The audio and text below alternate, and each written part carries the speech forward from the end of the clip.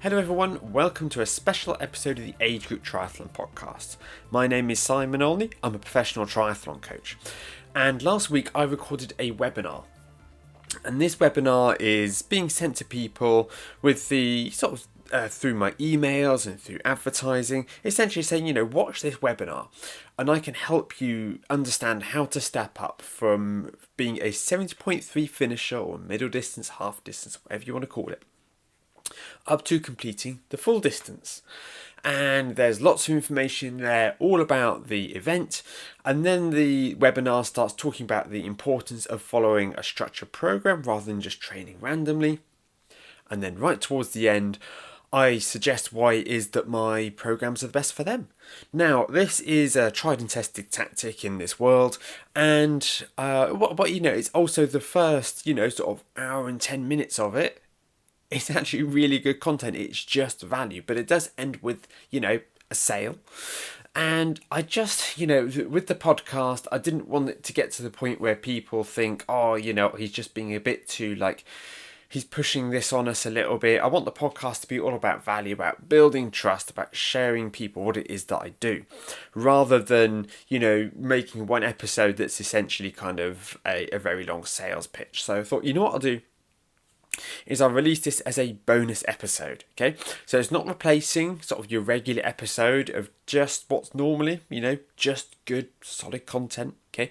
This is a bonus episode. I'm sharing the webinar. Although it is, a webinar with slides, I don't make it alarmingly visual. The only thing you're going to miss out on is you're going to miss out on a shot of one of my bookshelves, absolutely chocker of triathlon books, but I'm sure you can imagine that for yourself. I'm going to include a link, however, down in the show notes to the YouTube video for this episode. So if you are somebody who works much better visually, you want to see the slides, you want to see the bullet points, you can go and you can watch that way. But I know most people, something like this, they'd rather be able to listen to it whilst they're driving or going about their day rather than having to sit down in front of a computer and watch it. And in fact, you're a triathlete. There's a good chance that you want to listen to this while you're on the turbo or out for a run anyway. So let's get stuck in.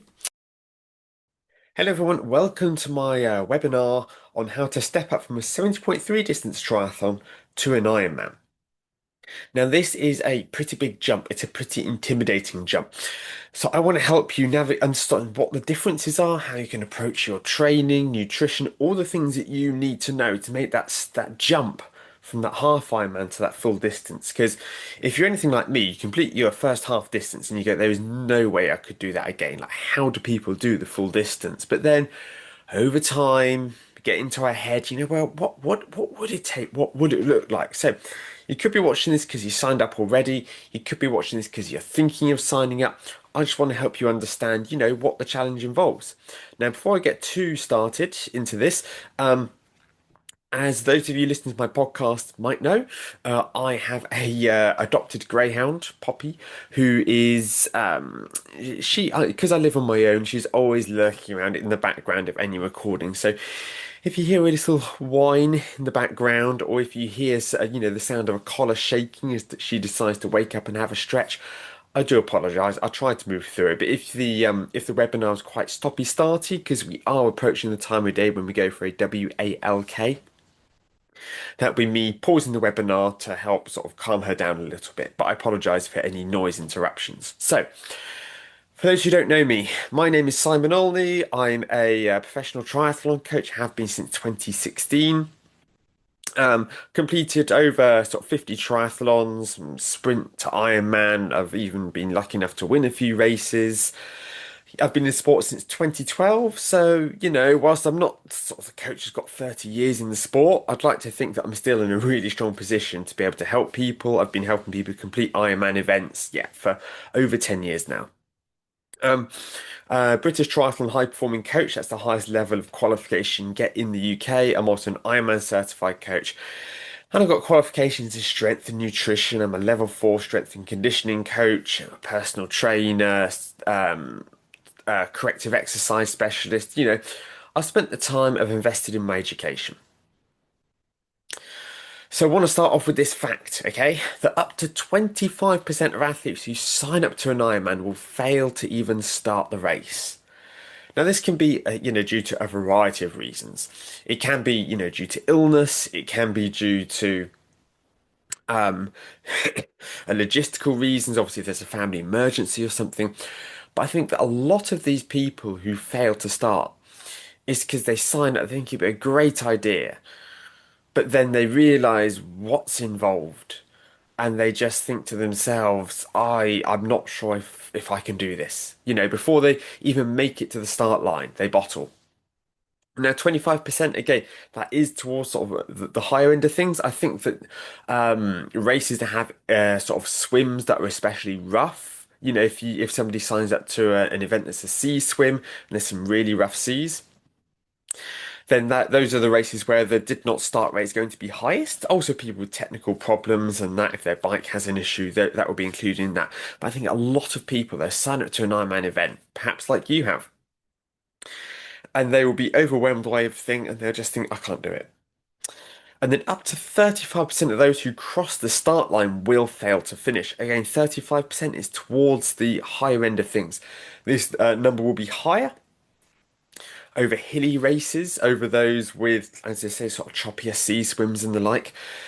So this is something that, again, just because somebody crosses the start line, they're far from guaranteed to finish. Now, some races will have a higher DNF rate than others. The weather will be a factor of the course, all of this.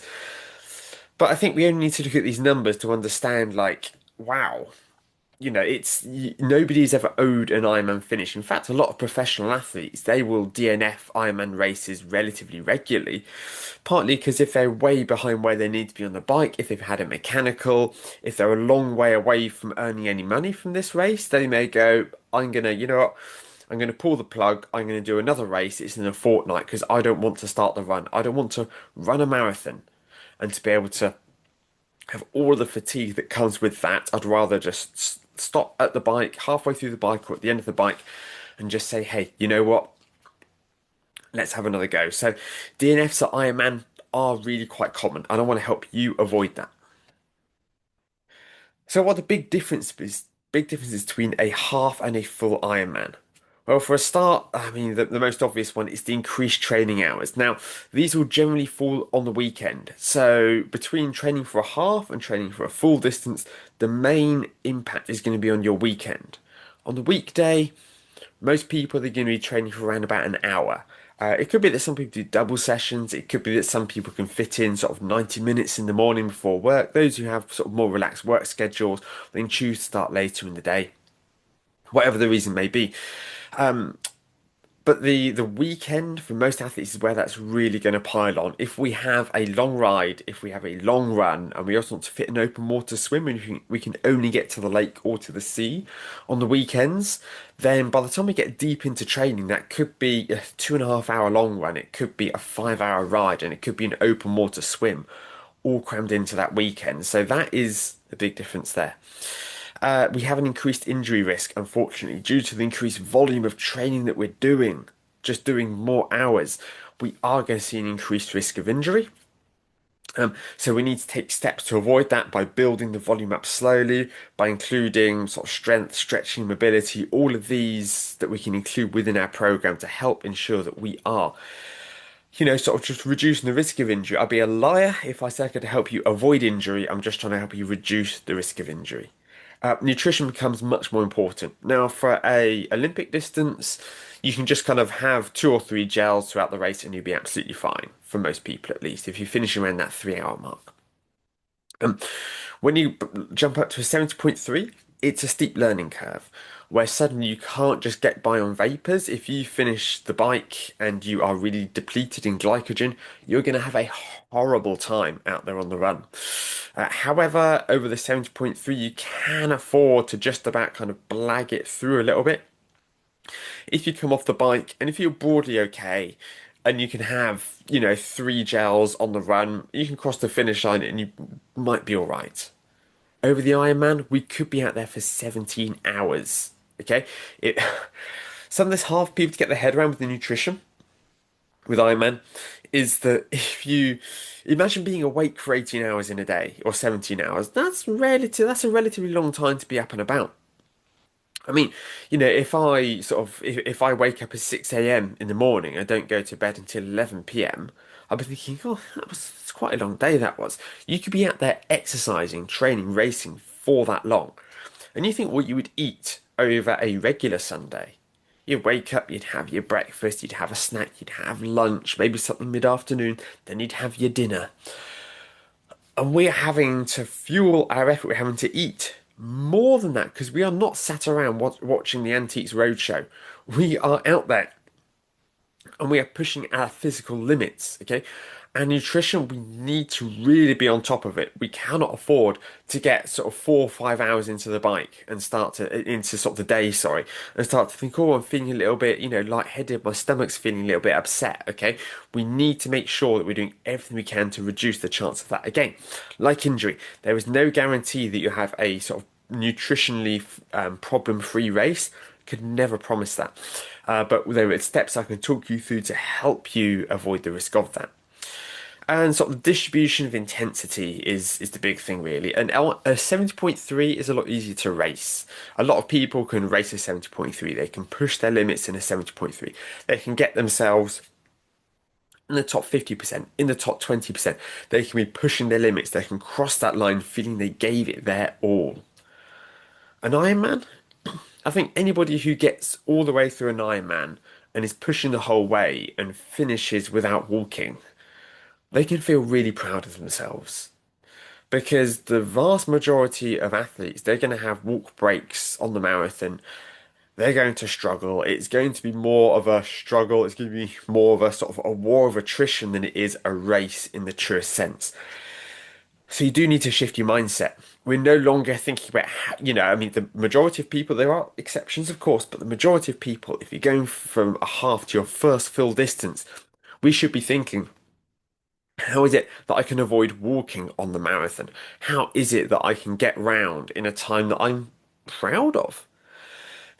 But where I'm not trying to push my limits, I'm not trying to, oh, I've got these goals. I want to get the sort of the sub 110 swim. I want to get a sub 6 bike. I want to do a sub 4 marathon. Okay. These goals, they're great if you're coming back and doing your second Ironman, if you already know what's involved. But for your first, really, I do encourage you just to dial it down.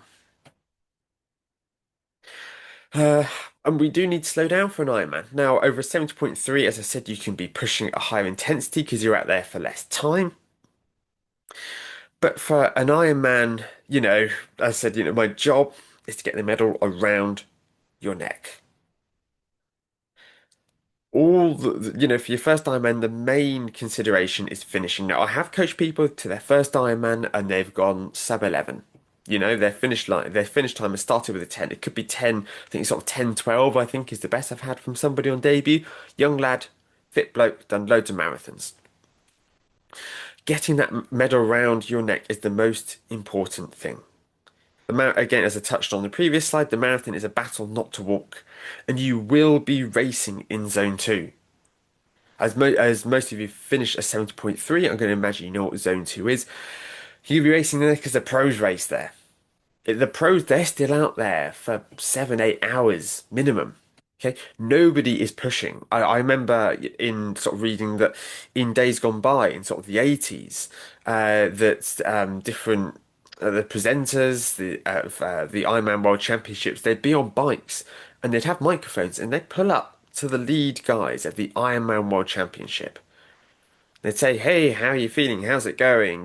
What do you think you can do today?" And you'd have this athlete on the bike to, "Oh yeah, legs are feeling good. I'm feeling pretty strong. I'm hoping I can catch these guys up, and then I can tag on to them, on the run. And my running's been going well recently." And they would give full answers to the questions. They're not sat there out of breath. "Yeah, I'm good. Just leave me alone." They're not short of breath because they are pacing themselves. They are riding at a similar percentage of FTP that we are. That kind of 70 to 75% for the most part for an Ironman is about right, sometimes higher in some cases, but yeah, around about that, in that region there. The difference is their FTP is 400 watts, whereas might be 180. Okay, so they're going so much faster, but they're still working at the same effort level as we are. So you need to slow down. You need to accept this is going to be a long, slow day out. It's not going to feel like a race. It's not going to feel like you're pushing, pushing, pushing. Okay? Big focus on nutrition because I want your Ironman race. I want your result on the day to come down to your legs and your lungs. I want these to be the limiters. I want you to think, gosh, that marathon was so hard, my legs are in bits, but I just did what I could. I took short walk breaks, but I pushed on through. As opposed to somebody who I spoke to who said, "Oh, the Ironman marathon, it was really rough. I had to make myself throw up in the Portaloo because they had such bad experience with their nutrition, or they just get really bad diarrhea and they're just having to like run from Portaloo to Portaloo the whole way around the marathon so they can let the next avalanche out. We don't want that. We can't afford for this to happen. So we need to look at nutrition through a different lens to a 70.3. Okay? We've got a vastly reduced margin forever. If you have, a little bit of a wobble over 70.3, especially if it's towards, on the run, you can just about pull through. You can just about correct it. But if we end up really sort of bonking, if we end up with low energy on the Ironman marathon, or even towards the end of the bike, we are screwed. Okay, it's very hard to claw yourself back out of that place. If you really do find yourself getting shaky and lightheaded, by the time that starts, you're really in trouble.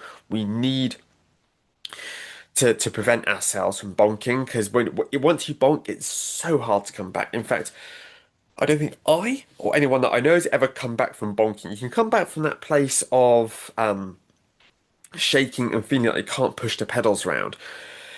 You can come back, you can have a gel or two, you can feel a bit better, but you'll very quickly slip back into that state. It's really hard to sort of drag yourself out of that place, especially with the nutrition that we have available on course. You can't just wing it on the day. You can't just go, oh, I'll have a few flapjacks, or, oh, I'll see what they've got on the course. Okay, we need a plan. We need to research what is available in the feed stations. Because at Ironman feed stations, they're quite different to 70.3 feed stations because they will tend to have more in the way of savoury foods. Now, these will often just be listed on the website, annoyingly, as savoury food, which could be a variety of things. It could be sort of tortilla chips. It could be that they have something like so something some sort of savory bake or something. Depends on the part of the world that you're in. It depends on a number of different factors. So um yeah, there's an awful lot that you need to plan. You need to understand what sports nutrition products are they giving out. What am I going to have access to? You can't afford to just try a gel for the first time on race day and go, oh, let's see how I get on with this. Because that could end up, giving you real gastrointestinal stress. It could make you feel nauseous. There are huge, huge, issues that can come with that. We want to mix these high GI carbs. So the sugary sports nutrition, the gels, the bars, the carbohydrate drinks, but we need to balance that with real food, especially if we are going to be out there for a long time. You'll hear professionals talk about they have, a liquid only diet. They will have gels and they'll have bottles with carb mix in them. Now, at Ironman events, there are pro-specific fueling stations where they can have access to their own nutrition that's out on course for them to pick up, so they can mix up their own sort of homebrew, sports nutrition and leave it out there on that table, and they can grab it as they go past and they can use what it is that they want. We don't have that luxury as age groupers. We have special needs bags, which I'll touch on a bit later. But we have to adopt approach where we go, we cannot, because we're not going to be out there for 7, 8 hours, and because we're not going to have access to all of the nutrition that we want on a table, easy to grab. We need a different strategy. We cannot afford to listen to the strategy that the top sports nutritionists and the top pros are really banging on about. We need to have a pragmatic approach. And if we're going to be out there for more than 12 hours, you're going to get to the point, especially on the run, where you're going to go, I cannot even look at another energy gel right now. Like there is, n I cannot even envisage having another gel. My stomach is doing backflips. I don't want more sugar. God damn it, I just want a pizza. I just want a steak. I just want something salty. I want a pork pie. I want something that isn't sugar. And so mixing in real food into your nutrition strategy, I think is really important. Again, the longer you're going to be out there, the more important this becomes. For those of you who listen to my podcast, I did a episode where I interviewed one of my clients who completed Ironman Wales, and he talks about how a sausage roll saved his life on the run. He just got to the point where if it wasn't for having that sausage roll on hand in his special needs bag, then he doesn't know if he'd have finished. And he was somebody who told me in our sort of our chat where we were building up our nutrition strategy pre-race. And he said, oh, I can have gels. They're fine. They sit on my stomach. I can have loads. And I'm like, okay, but please just stick something savory in your special needs bag in case you need it. Lo and behold, that was exactly what we needed at that point in time. Practice, practice, practice in your training. You need to find the products you're going to use. I mean, ideally, if you look at the products that are out there now at the moment, 2026, Ironman, they have a partnership with Morton, with Precision Hydration, who are providing the drinks and the gels and the bars on race day. Try their products. Order those products. See how you get on with them. You can get a discount if you go onto the Morton website. You sign up to an Ironman, you can get a percentage off if you can prove that you're signed up to an Ironman. Try these out because you may go, oh, you know what? Like these are actually really nice. Like I can get on with these. You need to build up a strategy especially as we approach race day. In the last like 10, 12 weeks, need to be fueling your sessions with these sports nutrition products much earlier than that. When you're sort of 6 months out, okay, go for cheaper options. Get yourself some Haribo, get yourself whatever you can get, you can buy in bulk that's cheaper. Whatever it is that's going to work for you. But when we get close to race day, we really need to practice with the products that are going to be available on course. And if these products that are available on course we don't like, if they make us feel unwell, if the taste is horrible to us, if they sit on our stomach, we need to know that. We need to find alternatives and we need to practice with those alternatives. Sorry. We need to practice with these alternatives because we can't afford to be sort of swinging in the dark on race day. When I did my first Ironman, I trained with what was it? Jamaica ginger cake. So that kind of stodgy, sugary, but it's got that different texture in that. And I chopped that up into portions that had 30 grams of carbohydrate in, so it's similar to a gel. So I had a gel and had some Jamaica ginger cake every hour and had savory options as well. And I really mixed it up. I practiced it in my training so I knew it would work for me. I didn't have any real issues with my nutrition on race day because I practiced it so religiously in training. And more is generally better when it comes to nutrition. So if we can get, 60 grams carbohydrate an hour is what some people recommend. Not so much these days. I mean, in days gone by, this is what, again, when I did my coach education when I first started out, 60 grams an hour, that's the target. But that just about meets the sort of the recommendation, the amount of, it matches the energy we're burning just about. What we want, instead of just being able to meet and replace the energy we're burning, is we want to build up a buffer. And some of us, we will burn more than 60 grams an hour. But some of us will be close to 70 to 80, especially those of us who just, a bit bigger. Those who are really skinny and small might only burn sort of 50, 60. Those who are bigger might burn sort of 70, 80. If we can stomach more nutrition, this generally results in a better performance. If somebody's putting away 70 grams of carbohydrate an hour or 80 grams of carbohydrate an hour, they will often outperform those who are taking in less nutrition. A lot of you be familiar with Christian Blumenfeld. He's a previous Ironman world champion, Olympic gold medalist. He has won more than just about anybody else in the sport. He says nutrition is really easy.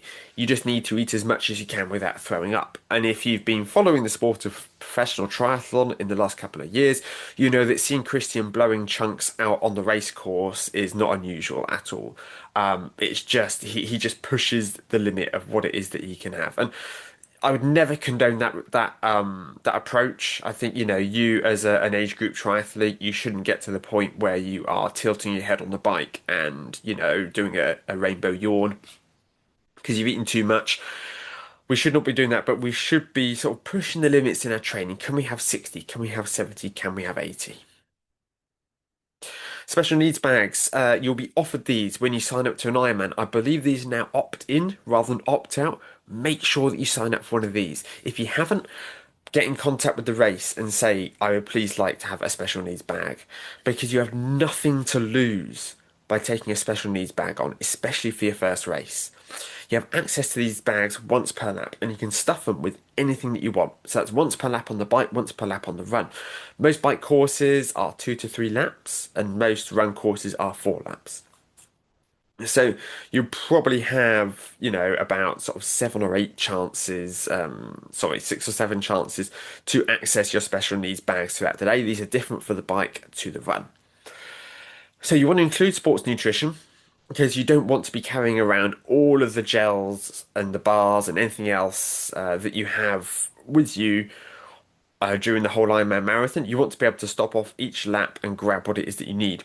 On the bike, you'll pull up, there'll be a volunteer, you'll shout out your race number, and they'll go and they'll grab your bag and bring it to you, and you can take out what it is that you need and return it to them. The chap who did it when during my first Ironman was dressed as an Oompa Loompa, which added to the effect of the day. But it's on the run, it is self-service. They'll be all laid out in a grid, and you go over and you help yourself to your bag. Um, again, sports nutrition, it's the classic one to add. If you don't like the gels that are out on course, you need to find an alternative. And you will then want to get that alternative, buy up a bunch of nutrition that you need and stick it in your special needs bag so that you can access that every lap and buy more than you need. Put in like 2 or 3 more gels than you think that you'll need, just so you've got that contingency. Gels, bars, whatever it is, and stuff it with real food. Ask yourself when you're deep into your next long ride, when you're 4 hours into your ride, think to yourself, God, what is it that I really want right now? What is it that I'm craving? Is it a greasy pizza? Is it the cheese from that greasy pizza? Is it something that's more protein based? Is it, is it a pie or a steak? What is it? And find something similar to that and stick it in your special needs bag. If you're craving a steak, grab some biltong and stick it in there. If you are craving pizza, then you can get yourself like a cold pizza, stick it in your special needs bag. Or any, anything else, some cold cheese on toast. I don't know, whatever it is that you're thinking, God, that would just settle my stomach and give me so much energy right now. And put that in your special needs bag. Put them in Ziploc bags if you need to. Stick them in there. Also, if you on the bike, any spares. So if you go out with sort of a spare inner tube for the bike, but you get a puncture the first lap. You want to know you've got a second inner tube in that bag waiting for you at the special needs station. So you're not having to do your whole second lap thinking to yourself, if I get another puncture, I can't continue this race. So put spares like that in there, quick links maybe to repair your chain. Anything that you think you might need. Maybe a tiny little bit of bicycle lube in there if you're worried about your lube coming off if it rains. Whatever it is that you think that you might need, stick it in there. As well as any sort of potential medication. If you take hay fever medication or anything, heart meds, anything that you will need to take during that potential 17-hour event, stick it in there. And you might need some hygiene products. Anything that you might need spares of or clean copies of or whatever, just stick it in that special needs bag. But bear in mind that anything you do not collect, it will be sent to landfill. So don't stick in an expensive waterproof jacket in case it rains or in case you need an extra layer, because that will be sent straight to landfill after you finish. If it's not collected at the end of the event there. And I don't think you can send a family member to collect it for you. One note actually on family members is that you cannot use outside assistance during an event. So you cannot have somebody, a family member, who will collect a piece of equipment for you, or who will hand you nutrition out there, or go to collect your special needs bag for you. And that is against the rules of Ironman. I mean, if you were to toss your jacket to the side of the road, and then, a minute or two later, a family member would just so happens go and collect that for you. That's a bit different, but you can't be seen to be handing things directly off to family members. You need to get the right bike set up. Now, you need to get your bike adjusted and set up for Ironman. Clip-on aero bars, I do recommend if you don't already have them. I think most people will over the half distance, but you can save you a lot of time, especially over flatter courses. Um, Cassette gear setup. I recommend a wide cassette for hilly races. I made a mistake when I did Bolton, where I went out with my 1128. I should have gone for an 1132 because the hills were just they're a lot steeper than I anticipated. I rode the course on my turbo, so I uploaded the GPX of the event, and the turbo helped, create the resistance to simulate the hills that I was riding on. But the issue that I had was that when you're riding on a turbo train, it doesn't help you realize just how steep they are. 'Cause you don't have to worry about having to go at a speed required not to fall off of the bike. So I was just, sort of sat there grinding away, thinking, oh, this isn't too bad. But yeah, on the day, it was so much worse. So just spend the money to upgrade your cassette into a wider version. Yes, you do end up with larger gaps between your gears, but over an Ironman, it's much more important that you have access to those really easy gears, because when you're 120 kilometers into the bike and you get up a really steep hill, you're going to want to be able to maintain a sensible cadence. You're not going to be wanting to grind up there at 50 or 60 RPM. You want to go probably for a less aggressive position than 70.3. If you have, been a relatively competitive 70.3 athlete, you might have your position really dialed.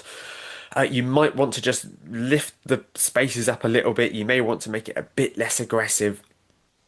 Have a slightly lower drop between the saddle and the bars, because you're going to be out there for twice as long, And having the most aero position in the world is no good if you spend most of the second lap sat up, because you can't hold that position. Don't throw money at upgrades. They don't tend to really give you the benefits that you're looking for, especially for your first event. Yes, you could go out there and you could spend, 3, 4 grand on a set of racing wheels with a disc on the back.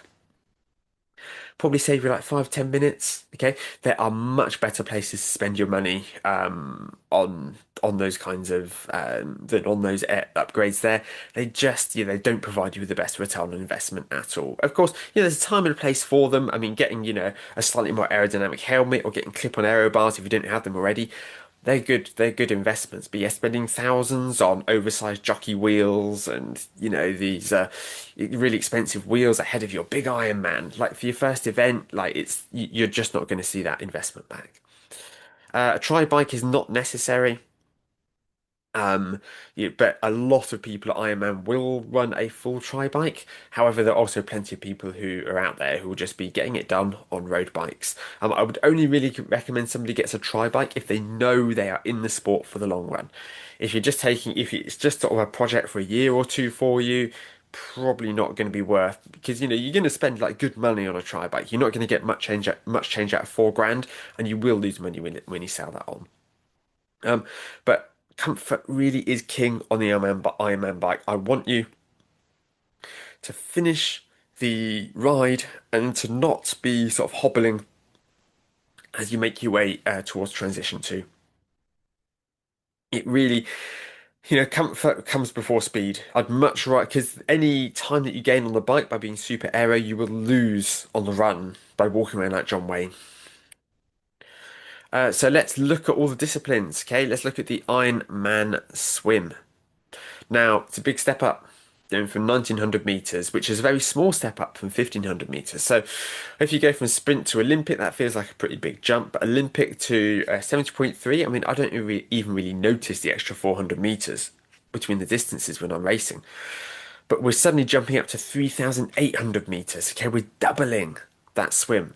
It's really quite significant. So it's going to take you an hour as a minimum. Chances are, some people go under an hour, but most people are going to be close to at least 120. Between 120 and 130, it's when most people finish their Ironman swim. Um, but it's a 2 hour 20-minute cutoff. That is a long time to be in the water. And if you're in the water for 2 hours and 20 minutes, nutrition could start to become a consideration. The body generally has enough glycogen stores to last us for around about 90 minutes before we start to, sort of hit the wall a little bit, go a little bit bonky. If you're going to be in there for a full 2 hours and 20 minutes, then you will probably need to have a gel on hand. Stick a gel up the corner of, up the, sort of the leg. That's the right word I'm looking for. The leg of your triathlon wetsuit. Stick it up there. It's less likely to fall out. It's not going to interfere with your stroke as much if you stick up the sleeve on your hand, and you can then sort of tread water or roll on your back, pull that out, and get a sugar boost. If you think you're going to be flirting with the cut-offs in the Ironman swim, make sure you got something there with you. Ideally, two gels just to be safe. But you do need to still see the Ironman swim as being a warm-up for a very long day. Okay, although the Ironman swim is normally, for the pros at least, the most intense part of the day, it is still done at a pretty relaxed pace because you can't afford to burn your matches ahead of the bike. Pros, if you look at the way that like Lucy Charles Barkley swims, she always comes out of the swim with a pretty big lead. It's very rare that somebody comes out with her. And she is then planning to extend on that advantage to get out on the bike and not have somebody sat there 20 meters behind her, like enjoying that draft, because she's a pretty decent cyclist.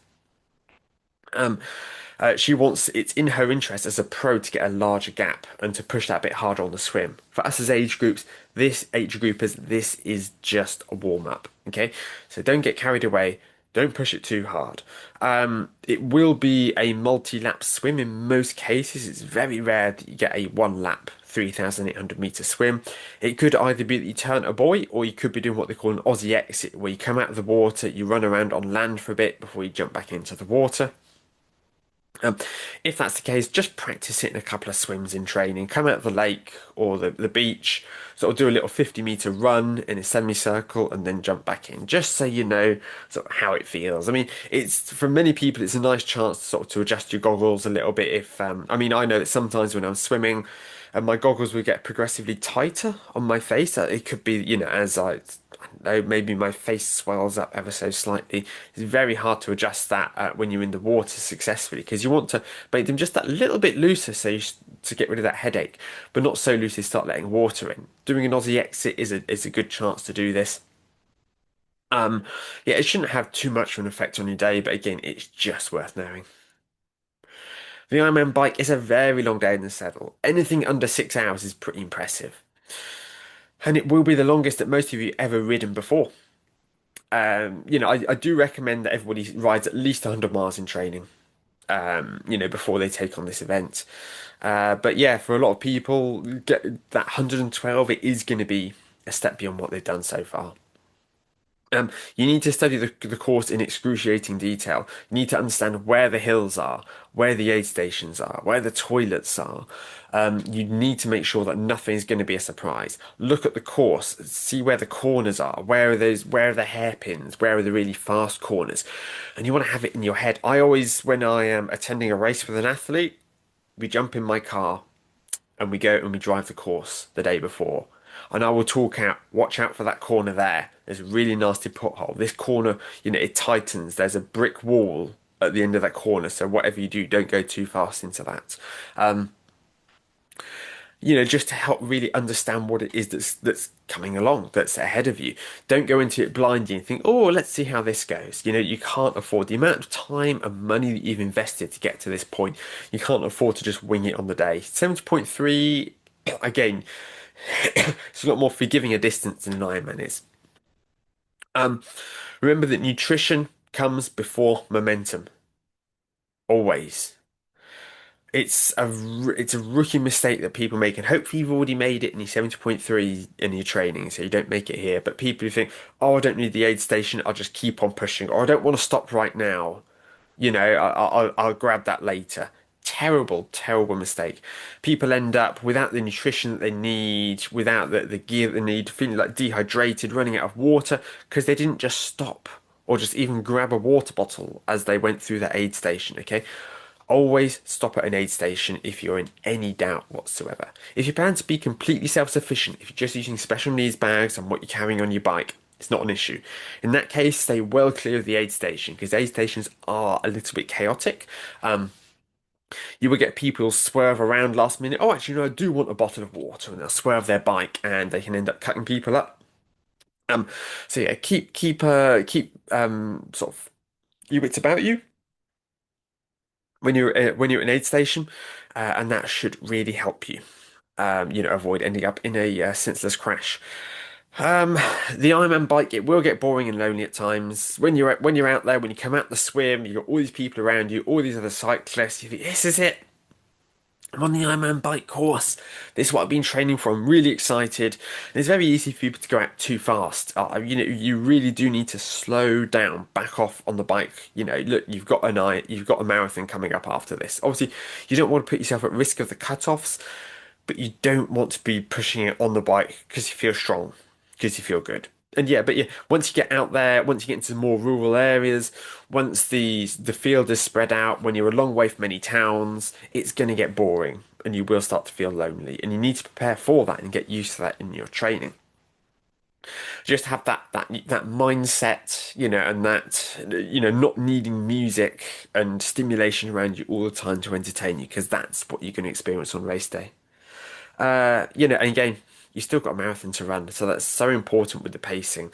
I would always recommend that somebody backs off if they're in doubt on the Ironman bike, because if you're in any doubt whatsoever, just slow down. The Ironman marathon. This is the final hurdle. This is all that now stands between you and achieving your goal. Now, most people are going to experience this more as a war of attrition. It's more just try not to run. Sorry, try not to walk. Try to run if you can. Yeah, just try not to walk rather than, oh, I'm gonna aim for, sub 3:30. Or, I know plenty of people that are experienced marathon runners and they will go, oh, well, I normally run marathons in about 3.5. So I aim for like 3:40 and they end up coming in closer to five because either they paced it wrong, they didn't have the bike fitness they needed to, they went out too fast at the start of the marathon. Okay, as soon as you dismount that bike, as soon as you have done that 3,800 meter swim and you've done a 180-kilometer bike, okay, I never ask somebody to do that in training and then start the run. That's stupid.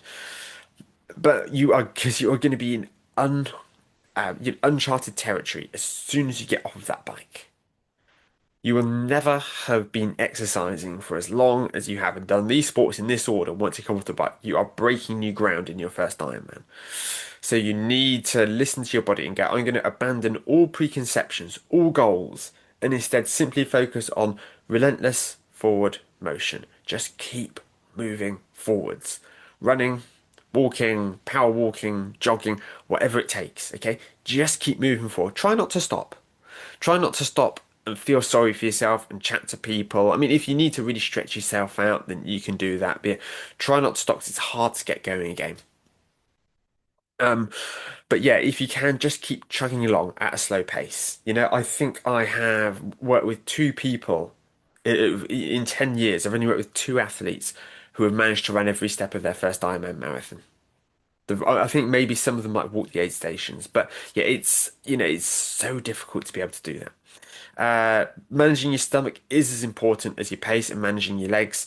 On the bike, you can digest a lot more because you're using less energy in your static position. When you're running, you're bouncing up and down, and you're also much deeper into the race, and your stomach can start to become really quite delicate, and it can become quite reactive to different things.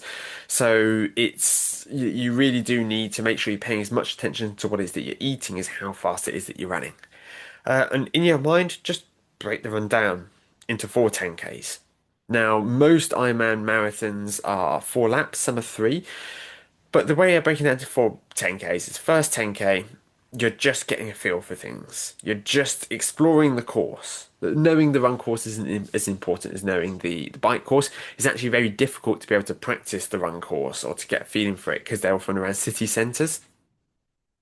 Um, but if you can do that, that first run, the first 10K is a reconnaissance 10K.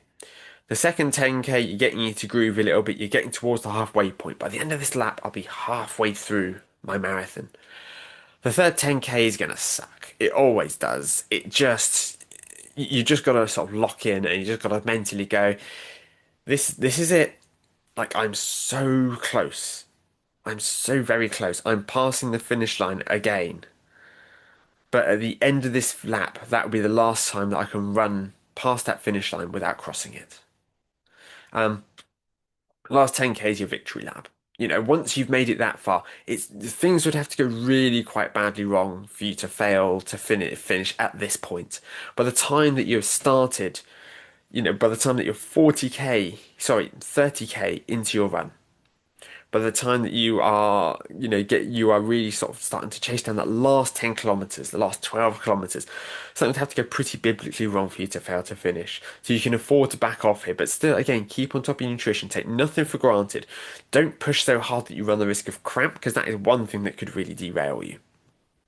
And abandon any targets or preconceptions. I touched on that earlier, but don't get in your head that you're going to go sub 4, that you're going to go sub 3:30, that you're going to go sub 3. Some people might, if somebody runs like 2:30 for the marathon, you go, oh yeah, I'll go sub 3 at the Ironman. Just like abandon all that and just push as hard as you can. Because the sound of an Ironman marathon course is of people's Garmin's beeping, going, you're going too slow for your pace targets. You can't afford you don't want to set your Garmin up to say, oh, make sure I don't go slower than this, because you will go slower than that, and it will make you feel like crap if your watch is bleeping all the time telling you to speed up. Training. What do you do in our training? How do we prepare for this? Well, biggest focus is on those long zone 2 sessions. It's on long rides, it's on long runs. It is just making sure that we're getting that volume in so that we can go out and we can ride and run these long distances without ourselves feeling completely shot. Okay, we're building these sessions up slowly and gradually. VO2 intervals, plenty of those, especially when we're a long way out from race day. Maximizing aerobic fitness, which is super important for most athletes out there, to be able to just be able to perform at a higher pace for lower effort. Okay, with lower heart rates, it is what we're aiming for. Uh, we need to focus on weekly volume more than our longest sessions. Now, the super long sessions on the weekends, they are important, but I'd much rather somebody goes, I want to focus on being able to knock out these like 10, 12 hour weeks for the next month or two than to go, oh, well, yeah, I'm nearly up to 30K on my long run now. Okay. I don't care. I don't really care that much about your longest run. I've done marathons where I've negative splitted and done, big PBs, despite the fact that I never really ran much over a half marathon in training. It's the volume of training that you do. It's just building that resilience, building that durability, that broad aerobic fitness. That is what is key. So, the weekly volume is king over maximizing your longer sessions. Again, we need long sessions. I just made that point at the sort of the top of the slide, but not if these long sessions are to the point where they're going to be sort of compromising the rest of your training. If you do your 35-kilometer long run, but you can't train for 3 days afterwards, like that's just not smart training. Um, Double sessions are not required, but they are encouraged. So if you can train twice a day, I recommend you do it. If you're motivated, if you're driven, if you have the capacity and you feel up to it, sure, go do those double sessions, but you don't need to. Some people say, oh, you need to do 15 hours a week in training. You need to be doing double sessions. You don't. Just get your head down and do what you can. If you can only train for an hour a day, that's fine. You know, some people they can train for sort of 8 to 10 hours a week and still have a reasonable showing at an Ironman. You know, it's again, it's encouraged to put in these sessions if you can, but don't feel that you can't train for Ironman unless you're doing 2 sessions a day. That's not the case at all.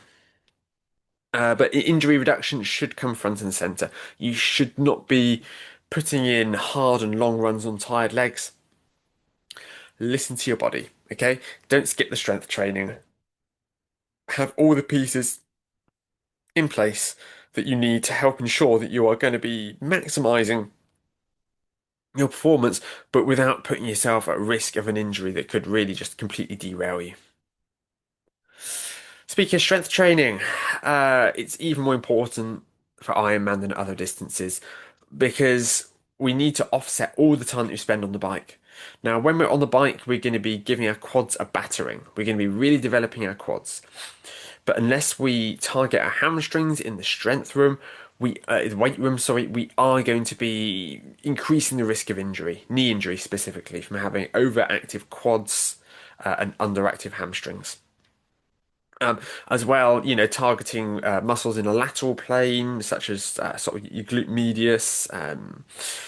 These are really important for you to be able to sort of reduce the chance of injury. You don't need to be smashing out, in the gym 2, 3 times a week. You can do this from home if needs be, but you need to make sure that you are including this, including mobility training to offset all the time that we spend sitting down. We all do this. The older that you are, the more this is going to be a problem. That will help us, improve. If we are really mobile, if we're flexible, that will help us move in a more efficient, economical way and reduce the risk of injury. So it's super important to include this. Should be the main focus of your off season. So when we are, a long way away from race day, like 6, 7, 8 months out from race day, yeah, time in the gym should be where we are, putting a lot of our effort, lifting heavy, getting really strong, getting resilient athletes. When we get to race season, when we're at 6 months out from race day, we do need to drop the strength training back a little bit. Just a session a week, strength maintenance, because we need to ensure that we are not letting the strength training have having a negative effect on our swimming, cycling, and running, which is at the end of the day more important. We just need to keep the strength as a supplemental element. Longest sessions, how long is it that you need to go in your training? Well, uh, aiming to hit, 3.8 kilometers in the pool ahead of race day is a really good target. In the open water, even better, but that's not always possible if it's an early season race. And ideally, if you're going to be sort of doing these race simulation swims, if you do it in the sea, if you could be doing a sea race, that is ideal. But again, if you're in like a landlocked country or a landlocked state, it may not be possible for you to travel out to an ocean to get that practice swim in. I appreciate that. 5.5 hours on the bike, ideally longer. We want. Yeah, if you're the kind of person who thinks that it's going to take you about 8 hours to get around the bike, then you're going to need to make sure that you put in some even longer sessions than that. We're going to get onto sort of potentially editing a training plan later, but you do need to go, well, if it's going to take me 8 hours, I probably need to get close to like 6.5, 7 hours on my long ride. So this does vary. And, some people may be, hoping to get off the bike around about the 5 hour mark, and 5.5 might be a little bit too long. But for most people, that kind of 5.5, maybe 6 hour ride is probably the sweet spot. And I would avoid doing a marathon in training, honestly. The benefits don't outweigh the risks and the fatigue. I get the idea that, oh, well, it would give me a lot of confidence to know I can run a marathon in training. Look, I don't care if you can run a marathon in training or if you can run a marathon at an event, okay?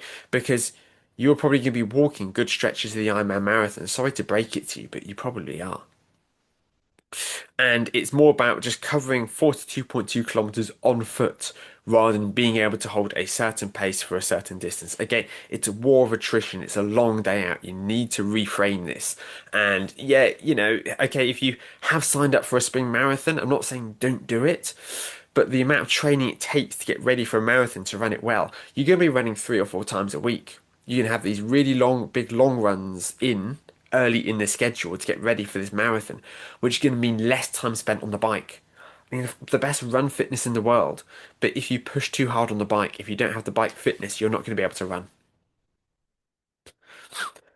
Now, all of this information, I mean, you're familiar with this from 70.3, but it gets much bigger with Ironman. You can't afford to let Ironman become a second job. Okay? Ironman is a lifestyle, but we want it to still feel fun. We want to minimize the amount of time that we spend on things that, well, just aren't Ironman. In all of these decisions that you have to make, it's a lot to think about. It's a lot to work out. You can't afford to just make things up as you go along. And there are a huge amount of unseen time sinks, that Ironman training can take over your life. Oh. Time that you spend planning training, researching the latest training methods. Everyone's got an idea of the best way to train. Look on YouTube, look on Instagram, any social media, people will be sharing the latest training methods. This is the way to train. This is what the science tells us to do. It's really difficult because you've got all this conflicting information. Like, which one do I believe? You can spend hours trawling YouTube for answers to your questions, or Reddit, or ask in groups, whatever it could be, and you look for the answers to your questions. You get all these different answers.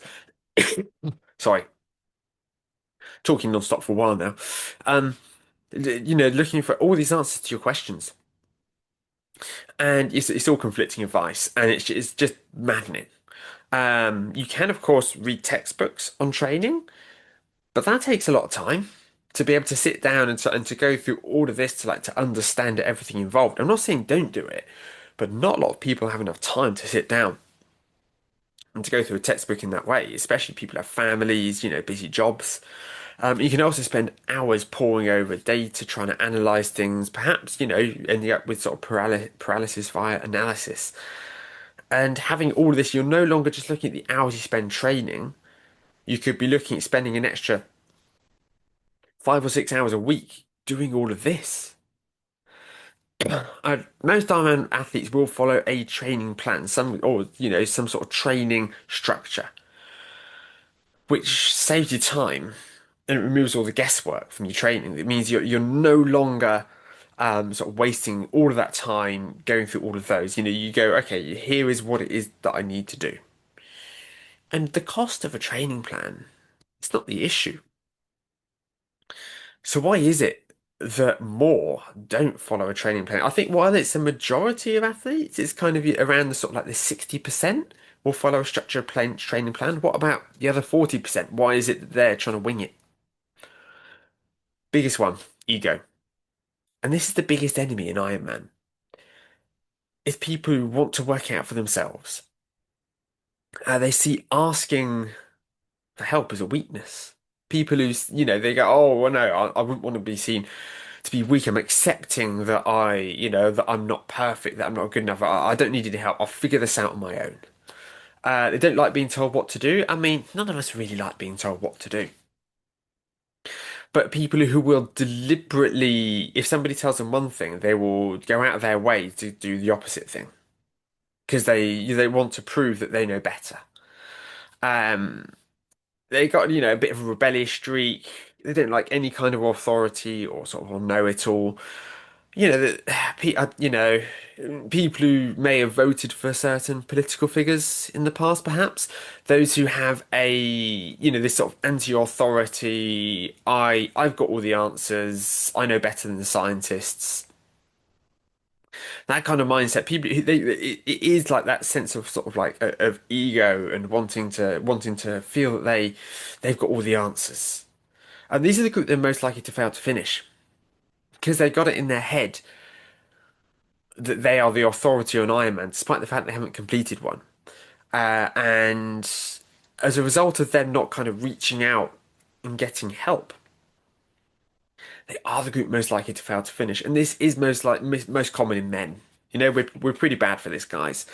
Everybody has this to an extent. None of us are going to be sort of completely, oh yes, just tell me what to do and I'll do whatever you want. None of us are like that. We all have ideas on the best way to go about things. And again, we're 70.3 finishers. Everyone here is a 70.3 finisher. We know a bit of what it is that works about us, okay, for us. But when we're looking at preparing for a challenge like an Ironman, I don't want your ego to get in the way of being able to finish your event. This here is a photograph of one of my triathlon bookshelves. I have loads of other books, some don't fit on the bookshelves. Over the last 10 years, I've read these books cover to cover. Broadly speaking, a couple of exceptions. Okay. I have learned all of this over 10 years that's helped me put together this webinar, my coaching, my training plans, all of that. I don't think that by reading a few books, you're probably going to be able to contend with, I mean, how long is it going to take you to get through all of that and to absorb it and to apply it to any kind of training plan? And this is why people outsource the problem. The most successful athletes are the ones who seek support. With my bespoke coaching business, I've worked with a lot of executives, CEOs in sort of top companies, and they're the ones who outsource these problems. They're the ones who hire consultants. They're the ones who hire staff because they know I can't run this business on my own. I can't make every single decision. Okay, I need to get some outside help. You know, I hired a business coach to help me with my business, to build my business.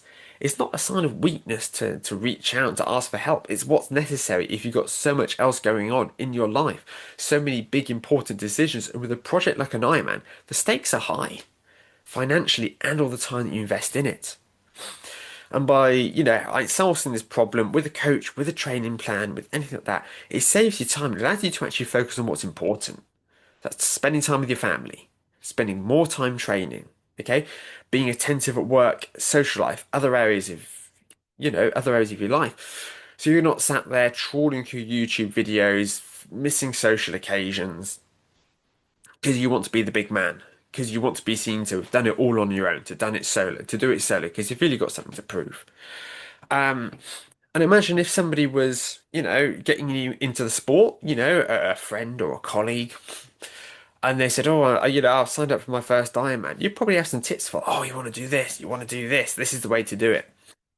You'd expect them to come to you for advice because you'd be a little bit upset and offended if they didn't. You'd be like, "Well, why? Why are they trying to work it out on their own? I can help them." But yet people often fail to apply that to themselves. They go, "Oh, but I'm different. No, I'm a lone wolf. I figure out on my own." On the flip side, the other issue people have that stops them from looking for a structured approach to their training is a lack of confidence. Is when buying a training plan, when looking at their structure, it feels intimidating because they feel they're not worthy. But if you finish a 70.3, you're an athlete. Let's make no mistake. Okay? You are worthy of following a training plan. You are absolutely an athlete who can look at a training plan and tackle that. And it does feel like a commitment, makes it all feel a bit real. Now, you may have already signed up for your Ironman. It could be that you haven't yet, or it could be you're just considering. But by buying a plan, suddenly it feels a lot more real. The entry is one thing, because you go, oh yes, I'll enter that race. It's in 11 months' time. I was inspired by last year's event, so we're going to do that one. But it's in 11 months. It's no big deal. But as soon as they then get a training plan, they go, oh, yikes. Okay, this is happening. And this is what my training is going to look like. This is what it's going to take. I think that's one of the reasons why some people sort of step back from that and they go, oh no, they're a bit nervous about it because they don't want to engage with sort of the reality because they're a bit scared. Um, but having a plan, being able to look at the training between now and the event and go, oh, this is what's going to come along. This is what I need to do. This is what the session is going to look like.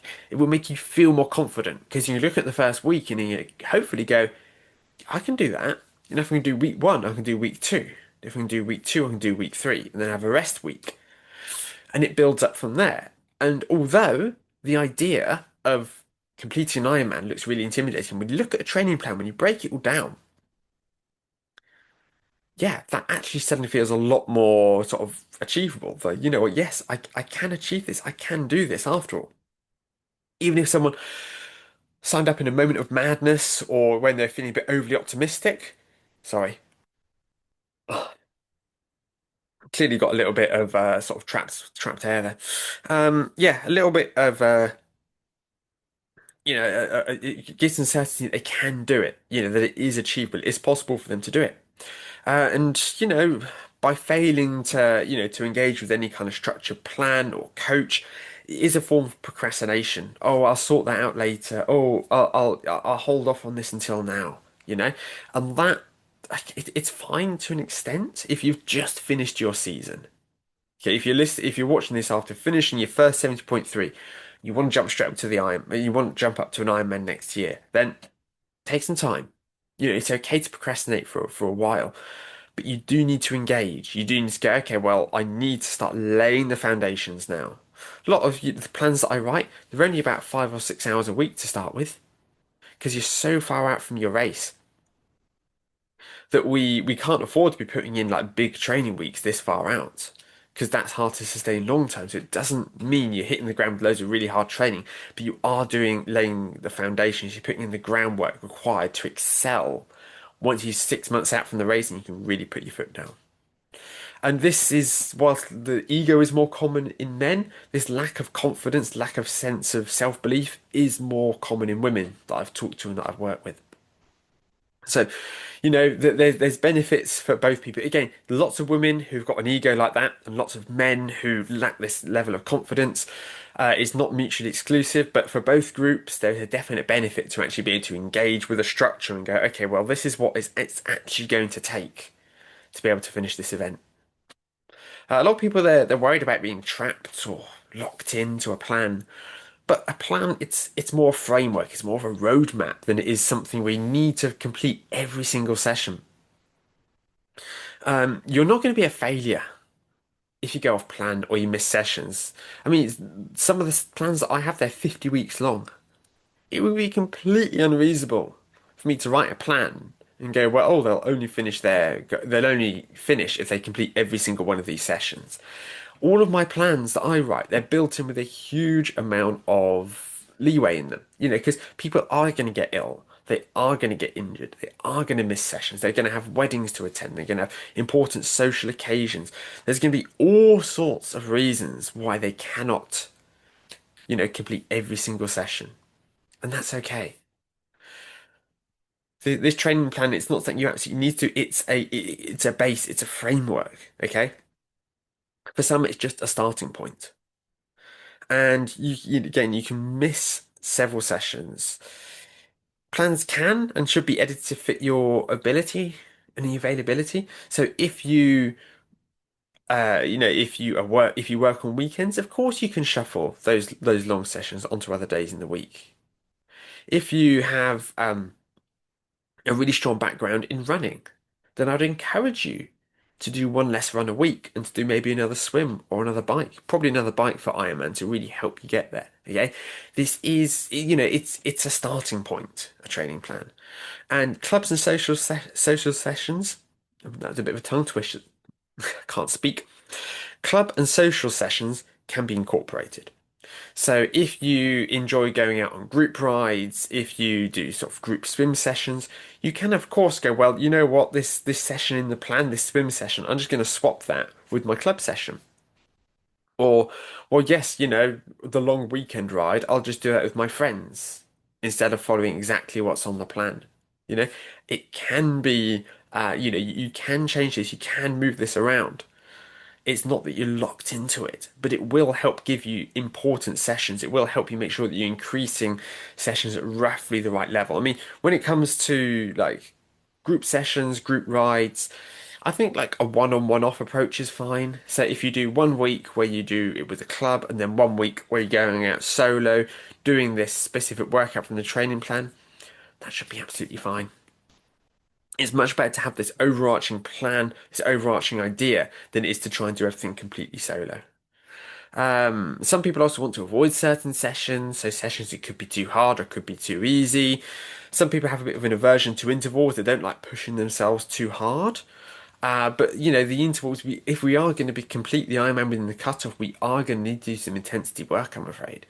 Um, if we are going to be doing lots of long, slow training. Some people don't like that. They don't want to be told to slow down. They don't want to train in zone two. Well, I'm sorry, but this is Ironman. Suck it up, buttercup. You are going to be racing at a low intensity. And you need to embrace this. You need to incorporate this. No, it won't give you the same buzz, but this is how all of the best athletes train. Okay. When I did my first Ironman, I could run a 5K in under 18 minutes. But it took me 5.5 hours to run and walk my way around my marathon. I had the speed, I did all these faster sessions, but I didn't have the aerobic base to be able to excel in the Ironman marathon. So I didn't do enough long, easy sessions. Plus the bike really kicked my head in. But again, not having the fitness to be able to do that either. And a plan's not holding a gun to your head. It's not like if you're, if you, decided to hire me as a coach and held you to account a bit more, I can understand, some people are feeling a bit kind of, well, I don't want that accountability. Some people really need that accountability and they love that accountability. For some people, they go, no, I don't want somebody watching what it is that I do. I don't want somebody, holding me to account. But a training plan, completely different kettle of fish. And a training plan is trying to help, it's trying to promote best practice. Yes, there are going to be compromises. There are going to be shortened workouts. There are going to be workouts that get stacked onto different days. You're not going to be able to get to the open water venue every week. The pool might be closed for maintenance. It doesn't make a massive difference. But as long as you're following, like increasing your sessions broadly in line with the plan, following some of the key interval sessions out there, the strength sessions that are included with them, these are the real linchpins of the plan, and everything else that happens around them, it's not the end of the world. The other reason some people think they're built different. You're not.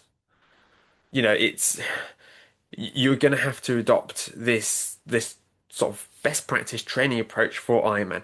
Over the shorter distances, you can get away with murder over the sprint and the Olympic distance. You can train in completely the wrong way and still end up only being, a few, sort of 5, 10 minutes slower than if you trained absolutely like optimally. But over an Ironman, like you are going to get found out so fast and you will have a panic because I'll be fine, I'll get by, I'll do it. You're going to miss the bike cutoff if you don't use the structured approach. Just because you think that you're built differently to others. Some people are also hesitant at getting a training plan because, an unpredictable schedule. They don't work 9 to 5. They don't have weekends off. They may do sort of shift work. I mean, when I worked in the film industry, I mean, for people who are self-employed and when they're working, then they are away from home, doing really long hours, something like that. That's when, that's one of the situations where, yeah, like a training plan probably isn't going to work for you if you find that there are just, weeks often that you can't train and then you have weeks off where you try and cram everything in. Yeah, that's when sort of a training plan really does sort of reach its sort of its limit of usability. But for people who are just like doing odd shifts in a week, if you work in healthcare, if you work in retail, anything that involves like regular weekend work, triathlon coach involves a lot of regular weekend work. Your sessions, they can be moved around in the calendar. You can just reorganize them. Yeah, well, I'm off Tuesday, Thursday, so I'll put my longer sessions in then. Just have my shorter sessions on the weekend. It's not rocket science, but you've still got the same workouts you're doing in a week. You're just doing them in a different order. And yes, you can absolutely miss workouts when you are sort of away. If you've got a work conference, you're away for 3 days, then you can stack the workouts that you missed onto other days, or you could just go, oh, you know what, I'm not going to lose sleep over it. It's not a big deal. Um, Creativity is permitted, if not encouraged, with a training plan. And just, no matter what you do, just try not to create a backlog of more than 1 or 2 sessions. If you miss more than 2 sessions, then just go, oh, you know what, that session's not going to happen. But if you just miss one or maybe two, you can stack them onto other days or turn that rest day into a training day because you missed those sessions. Totally legit, and I encourage you to do that. But even with this, some people they don't feel confident adjusting the plan. How do you adjust the session? How do you adjust them after that missed session? Which order should you do them in? How do you manage injury, time lost for illness? How do you perform sort of strength exercises or swimming drills? How do you sort of shorten a plan if you buy, a 28-week plan, but you've only got 26 weeks until you race? How do you go about that? Or if they don't know how to use Training Peaks, they don't understand how the software works. Well, I've put together a series of Step Up to Ironman training plans, and these are designed for people like you. Completed a 70.3, you want to move up to an Ironman. I believe they're the best value option on the market, as they come with two free resources. Not only do you get your free, not only do you get your training plan, you get a free triathlon training guide. So this free triathlon training guide, it covers what to do if you're ill, how to manage injury. It covers the basics of swim technique. There's videos of swim drills in there. It covers a massive amount of information. Strength training, all of this, at a relatively low, relatively high level. It's not like I'm going into the weeds and really going into detail of everything just with this free training guide. There are more premium resources that go into that level of detail, but this, it helps you hold your hand. It helps you reorganize things. It helps you understand, if you are a really strong swimmer, how to adjust the plan to reflect that. Things like that. It helps ensure that you stay on track with your training, even when you miss a week or more of training. Training Peaks for triathletes course, it helps take you through Training Peaks. Now, Training Peaks, fantastic bit of software, best on the market. But the downside is it's really quite complex as a result. So I put together a short course, helps you understand how you create an account, how it is that you can sort of sync all your devices up, understand the performance metrics, understand how to get sessions sent to your watch. Okay, it really helps you understand what it is that you need to know about the Training Peaks software so that you understand how to use this plan. This what I've done that no other coaches has, as far as I can tell. I've written the plans in 1 week intervals. So my shortest Ironman plan is 12 weeks. I've also got a 13-week plan, 14-week plan, 15-week plan, 16, 17, 18, 19, 20, 21, all the way up to 50 weeks, which is longer than the vast majority of plans go. So no matter how far you are out from your Ironman, you can pick up one of these plans. Training starts tomorrow. Well, Monday. Um, you don't need to worry. You don't need to, because most plans are designed to be started on Monday, but you don't need to go, oh, well, there's no plans that are designed for athletes who are 37 weeks out from their race. Mine are. Most plans, they're between 6 and 14 hours a week. So, 14 hours being the longest week of the plan and 6 hours being the shortest. So they don't take over your life. They still got the volume you'd expect from an Ironman plan, but they are not bumping up against kind of 18, 20-hour weeks. Okay, you'll still be able to achieve, achieve balance with your training, with work, and with family. Designed there, for 70.3 finishers. So we're not starting out with really basic stuff. Okay, I already assume that you can run a half marathon, that you can ride for about 3 hours. It includes that. Of course, that's not said we're going to start straight with a 90-minute run. Some of the shorter plans, that's about sort of like the 50-week ones, the 40-something week ones, start off shorter than that, and we build ourselves up so that we don't find ourselves. Because if we start with a 90-minute run, sorry, my dog just kicked my laptop. Um, you are being a nuisance, aren't you? Yes, you are. Um, these really long distance plans, we can't afford to start with a 90-minute run and get longer each week because we'll find ourselves at the point where we'll be doing sort of 4 or 5 hour runs, and that is way too much volume, stupidly high injury risk, and that comes with that. I can include strength training with all these plans, so there are videos that show you exactly how to do each exercise, with coaching points to help you understand how to perform them, all delivered via the Training Peaks platform. All the sessions sent to your watch, and in the triathlon training guide, there's also understanding, how to use a gym etiquette, different bits of equipment, understanding all of these to help people who've never used a gym before sort of understand that. So yeah, I've put these together. It's taken me several months to put these together. They start from £26. Okay. You get 15% off for making it all the way through this webinar, making it to the end. They're going to give you 50% off with the code STEPUP. Okay, so if you stick that in at the checkout, you can save 15% off all of my plans, starting at £26. Okay, money isn't the problem. It's not the cost of a training plan. that puts people off. It's thinking they know better, thinking they're not good enough, not understanding how to go about things. But I'd like to think that I've put a really good framework together that's going to help you successfully move from the 70.3 up to an Ironman. Thank you for joining me. Thank you for your time. I'm going to stick my email as well as information about my bespoke coaching options as well. If you are looking, for something that has a bit more sort of coach contact, you want a bit more help, a bit more customization, you want some help with all this, I'm happy to help. All that information is down there, as well as links to the plans. Thank you for joining me for this webinar, and I hope I will see you all very soon.